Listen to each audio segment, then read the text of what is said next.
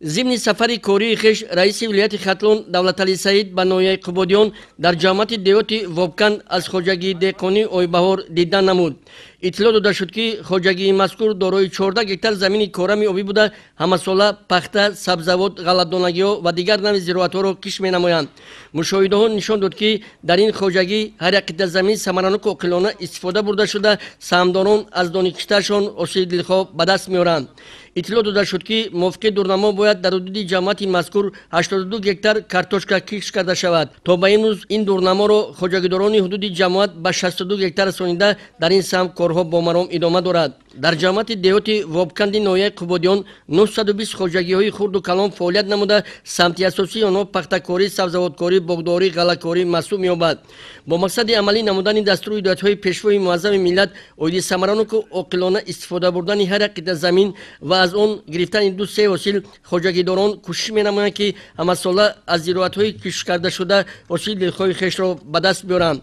طبق دورنما امسال کشاورزان نویه باید در میدان 367 گکتار کشت کارتوشکا گذرانند. تا به امروز این دورنما را به 288 گکتار رسانیده کشت کارتوشکا ادامه دارد. ضمن واخوری با کشاورزان نویه رئیس ولایت تاکید بر آن داشتند که برای گرفتن حاصل بلند زراعت‌های کشاورزی خواجگیداران باید با توصیه عالمان و متخصصان ساحه از نوع‌های تخمی‌های سرحاصل به اقلیم مطابق استفاده برده کش را سری وقت انجام دهند. در خواجگی دهقانی اویبهار همساله کارتوشکای نوی کاردینال کش کرده می شود. تجربه دهقانان نشان داد که این نوع تخمی به اقلیم این زمین‌ها مطابق بوده حاصل دلخواه می‌دهد. در نویای قبودیان امروزها کارهای آبادانی و سازندگی و سبز و خرم گردانیدن محیط زیست با مرام ادامه دارد. در جامعه دیوتی تخت سنگین دهه هوسکار با اشتراک رئیس ولایت نیالون همیشه سبز و سایه افکن و آرایشی شنونده شد. چون که اطلاع داده شد در دیوت مذکور زیاده از 1000 بخ نیالون همیشه سبز و 500 بخ نیالون تود در این موضع با اشتراک ساکنان کسب و کار گوناگون نویه شنونده شد. چون که مسئولین بخش محیط زیست نویه اطلاع دادند موافق دورنما باید در سال روان برای سرسبز و خرم گردانیدن محیط زیست کوچه و محل‌ها شهرها باید 22000 نیالون سایه افکن و همیشه سبز و آرایشی شنونده شود. تا به امروز اجرای این نقشه 18500 بخ نیال را تشکیل می‌دهد. رئیس ولایت دولتعلی سعید با مسئولین مقامات اجرایی حکومت دولتی نویه بخش محیط زیست و مسئولین جماعت‌های دیوتی نویه دستور دادند که نیال‌های شنونده شده را تحت نظارت جدی قرار داده در سبزانیدن آنها مسئولیت را دوچند زیاد نمایند. با مقصد فراهم آوردن شرایط‌های تعلیم و تدریس به خوانندگان و آموزگاران مؤسسه تحصیلات میانه رقم 35 ساختمان بنای نوی تعلیمگاه در شفت آن با مبلغ‌گذاری مقامات اجرایی حکومت دولتی ولایت خطلون در دوره جشن ملی 35 سالگی استقلالیت دولتی جمهوری تاجیکستان به نقشه گرفته شده.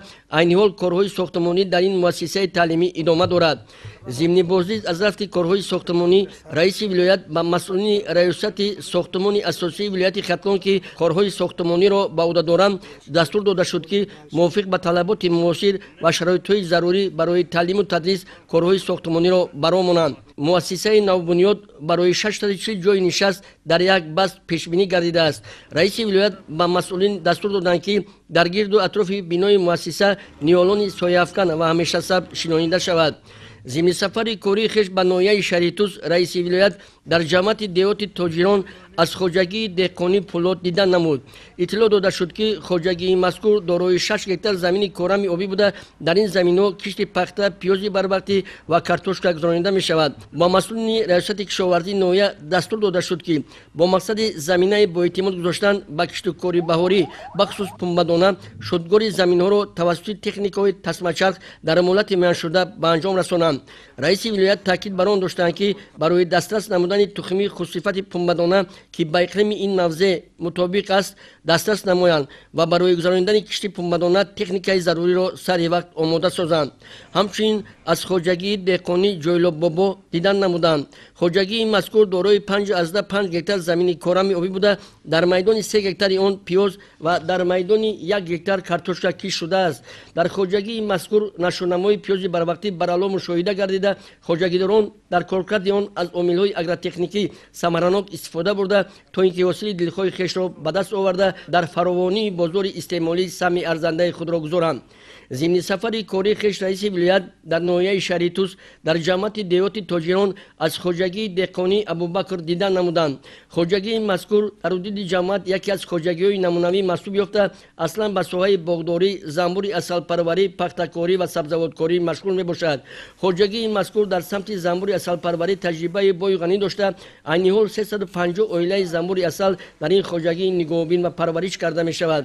зимни шиносоӣ бо фаъолияти хоҷагӣ раиси вилоят ба заҳмати софдилонаи хоҷагидорон баҳои баланд дода таъкид бар он дошт ки дар соҳаи занбури асалпарварӣ диққати махсус равона намуда теъдоди оилаҳои занбурро зиёд намуда ба ин васила истеҳсоли онро низ хуб баромонанд. аз суҳбат бо роҳбари хоҷагӣ бармеояд ки дар натиҷаи дуруст баромондани парвариш ва нигоҳубини занбури асал 4 тонна асали аз ҷиҳати экологии тоза истеҳсол намуда пешкаши харидорон гардонидаанд.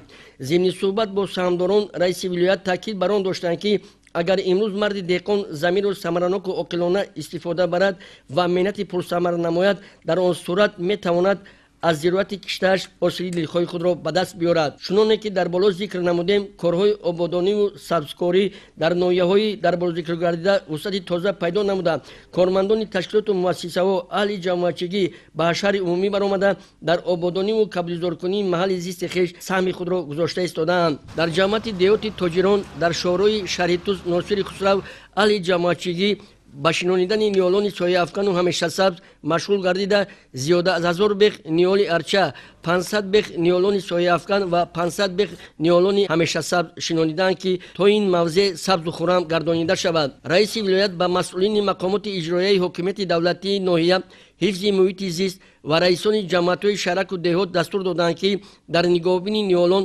таваҷҷӯҳи махсус зоҳир намуда пеш аз ҳама бо оби зарурӣ ҳар як ниёлро таъмин карда то ин ки дар сабзу хуррам гардонидани онҳо саҳми худро гузоранд. дар идомаи сафари кории хеш раиси вилоят ба ноҳияи Носири Хусрав дар даромадгоҳи ноҳия барои сарсабзу хуррам гардонидани муҳити зист ниёлони нодиру ҳамешасабз шинонидаанд. рушди сайёҳӣ дар вилояти Хатон дар даврони соҳибистиқлолии мамлакат хеле пеш рафта бо мақсади фароҳам овардани шароитҳои истироҳатию фароғатӣ дар мавзеъҳои таърихии ҳудуди вилоят тадбирҳои зарурӣ роҳандозӣ мегарданд. зимни сафари кории хеш раиси вилоят аз мавзеи 44чашмаи ноҳияи Носири Хусрав дидан намуд. иттилоъ дода шуд ки бо мақсади фароҳам овардани шароитҳои хуби истироҳатӣ барои сайёҳону меҳмонон дар ҳудуди ин мавзеъ сохтмони иншоотҳои истироҳатию фароғатӣ ба нақша гирифта шуда дар ҳоли анҷомёбӣ қарор доранд. раиси вилоят Давлаталӣ Саид зимни боздид аз ин мавзеи таърихии 44чашма ба масъулини корҳои сохтмонӣ дастур доданд ки бояд иншоотҳое ки қомат афрохтаанд ба талаботи шаҳрдорию меъморӣ ҷавобгӯ бошанд то ин ки барои сайёҳон ва меҳмононе ки ба ин ҷо ташриф меоранд шароитҳои зарурӣ барои истироҳату фароғат муҳайё бошад. бо мақсади ободу зебо гардонидани гулгашти ин мавзеъ раиси вилоят ба масъулини мақомоти иҷроияи ҳокимияти давлатии ноҳияи Носири Хусрав дастур доданд ки корҳои ободонию каблизоркуниро дар ин мавзеъ вусъат бахшида бештар ниҳолони нодир, сояафкан, ҳамешасабз ва ороишӣ шинонанд, зеро ба ин мавзеъ меҳмонон аз дуру наздик ташриф оварда ба таъриху фарҳанги ниёгонамон аз наздик шиносоӣ пайдо менамоянд. Холмурудди Ниёзӣ, Ғайруи Шоҳимардон, Намозали Эргаш барои барномаи ахбор аз ноҳияҳои Қупободиён, шаҳри Туз, Носири Хусрав.